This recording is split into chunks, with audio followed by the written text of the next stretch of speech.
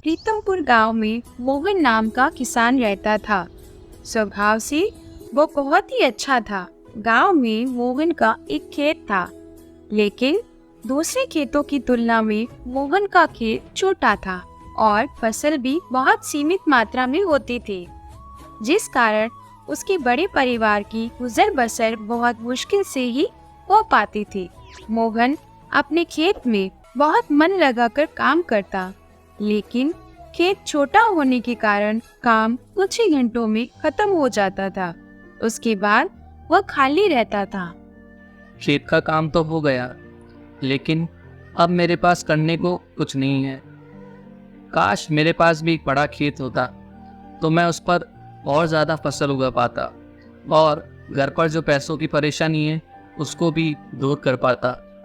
मोहन को खेत पर काम करने के बाद खाली बैठना पसंद नहीं था, लेकिन उसके पास कोई और काम न होने के कारण वह कुछ और भी नहीं कर पा रहा था। एक दिन अपने खेत पर काम करते समय मोहन सोचने लगता है, क्यों ना मैं अपने पुराने दोस्त महावीर से मिलूं। उसके पास तो गांव में बहुत सारे खेत हैं। अगर उसने मुझे अपने किसी खेत में काम पर रख लिया तो मेरी थोड़ी आमदनी भी हो जाएगी और खाली समय का सदुपयोग भी हो जाएगा। अगले दिन मोहन महावीर के पास गया और उससे काम के लिए बात करने लगा। महावीर बहुत भला इंसान था। मोहन जब उससे काम मांगने लगा तो महावीर ने कहा, मोहन, तुम मेरे मित्र हो। मैं तुम्हारा स्वभाव जानता हूँ। तुम बहुत मेहनती हो, इसलिए तुम्हें मेरे खेत पर मजदूरी करने की ज़रूरत नहीं है। आज से मैं एक पूरे खेत की जिम्मेदारी तुम्हें देता हूँ। जो भी फसल होगी उसे हम आधा आधा बांट लेंगे। महावीर के इस भले व्यवहार से मोहन बहुत खुश हो गया।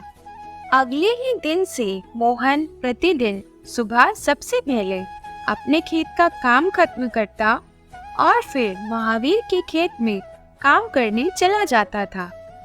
एक दिन दोपहर में महावीर के खेत में काम करते वक्त उसका पैर किसी सख्त चीज से टकराया। लगता है यहाँ कोई बड़ा सा पत्थर दबा हुआ है। इसे यहाँ से निकाल देता हूँ।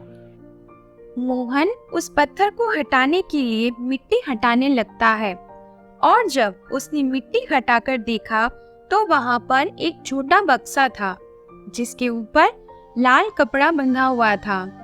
मोहन पहले तो थोड़ा डर गया, लेकिन फिर उसने थोड़ा साहस करते हुए बक्से पर बंधा कपड़ा हटाया और जैसे ही उसने बक्से के अंदर देखा तो उसके आश्चर्य का ठिकाना न रहा। उसमें सोने के कई आभूषण थे। हे भगवान, ये क्या? इस बक्से में तो सोने के आभूषण हैं, लेकिन इन्हें यहाँ किसने गाड़ा होगा?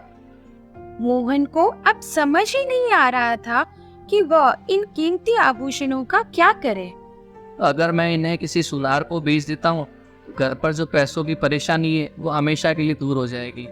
वही दूसरे पल उसने सोचा कि नहीं नहीं, ये गलत है, क्योंकि यह जमीन महावीर की है, तो ये गहने भी उसी सौंपना उचित होगा।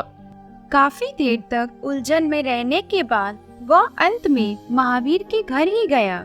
उसने महावीर को सारी कहानी बताकर बक्सा उसी के सामने रख दिया। बक्सा देखकर महावीर उसे पहचान गया और बोला, ये मेरी दादी के गहने हैं। मैं कई वर्षों से इन्हें खोजने की कोशिश कर रहा था। मुझे पता नहीं था कि ये यहाँ गड़े हुए हैं।